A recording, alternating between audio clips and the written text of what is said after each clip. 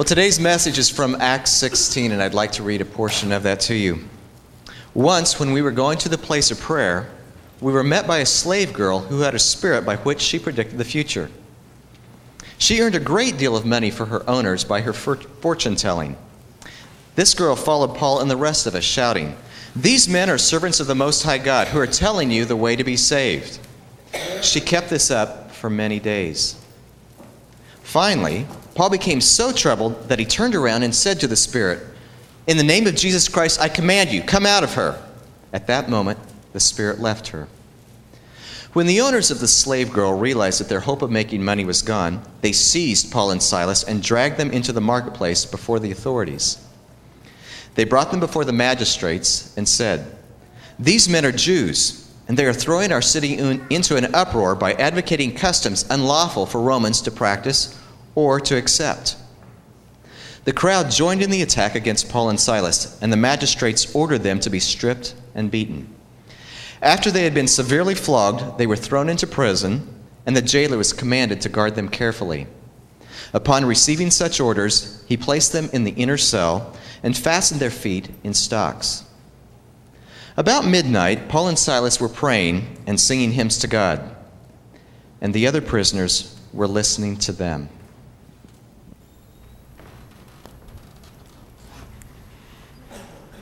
Were you there the night the jail shook? Yeah, were you there the night the jail shook? You see, as soon as people hear that I was in jail in Philippi, they always ask the same question. Hey, were you there the night the jail shook? And with a little bit of pride, I say, yeah, I was there that night the jail shook. And with a look of awe, they might continue asking me questions, or just walk off looking dumbstruck. Wow, he was there that night. Well, surely you've heard the story of how the jail in Philippi shook so violently that the chains fell off the prisoners' wrists, and miraculously the cell doors just fell open. But perhaps with so many of you here, and at a time and place so far distant from my own, perhaps some of you haven't heard. And even for those of you who have, I doubt you heard it from someone who was there. Let me tell you my story. See, my name is Arius, and my home, well, I don't have a home. You see, I was never one for working all day, every day, for settling down and staying in one place. So I travel. When I go to a different town, I find a job. I work when they need hands out in the fields during harvest time, or if they need help in the shop. I work for food, for money, for shelter, whatever I can get. And when the jobs run out, well, I move locations, find another job, and start another adventure. Well, I came to Philippi about 2 years before that night. And when I got to Philippi, I got some disturbing news. See, I came and I asked around, and everyone told me the same thing. There's no work here. No work. There's no work, and I had no food and no money. I mean, I was broke. And when you're in a strange place with no family or friends, and you have no money and no food and nowhere to stay, well, there's only one thing you can do. So I robbed a house.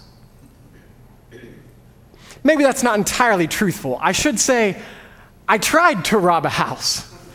You see, the problem with robbing a house in a town you've never been in is you don't know whose house you're robbing. Apparently, I picked the magistrate's house. Not just any magistrate, the chief magistrate.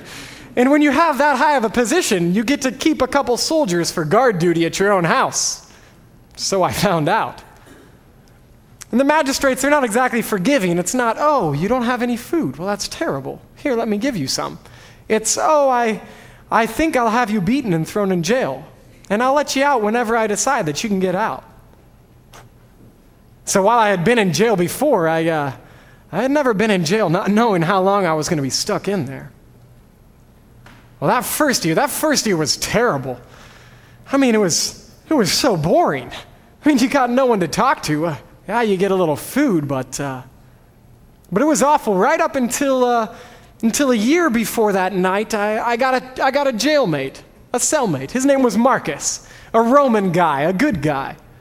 Well, even an educated guy, and that's rare around these parts. Marcus and I, we hit it off great. We did all the things that the regular prisoners do. We tell some stories. We make up some more stories. And we even came up with some games. Some games to pass the time. And we were playing one of our favorite games that very day. The kids' game called Knucklebones. The kids' game, Knucklebones? Well, every kid in my day knows it. It's easy. You see, you just have a pile of knucklebones. And, knucklebones. They're just knucklebones. It's easy. Whatever. You have a pile of knucklebones and you take one off the top. See, and you throw it up in the air, and you grab all the other knucklebones that you can, and then you catch the first one before it hits the ground. Simple game, kids' game. But you see, we didn't have any knucklebones. We were in prison. So we improvised. We scoured the prison floor, and we found some little rocks and some little smooth pebbles. So what did we call our game? Knuckle Stones. We thought it was pretty creative. You're not amused. That's okay. We were playing our game, Knuckle Stones, that day. And we were right in the middle of it. We were even down and talking and laughing. And that's when it all started.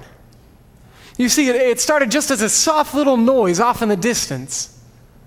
But over time, it grew. And the voices grew, and they grew louder and angrier as they drew closer. And they gained numbers. And Marcus and I, we looked at each other, and we know what that means. You see, that sound is unmistakable. It's a mob gathering for a trial. They want to see someone thrown in jail.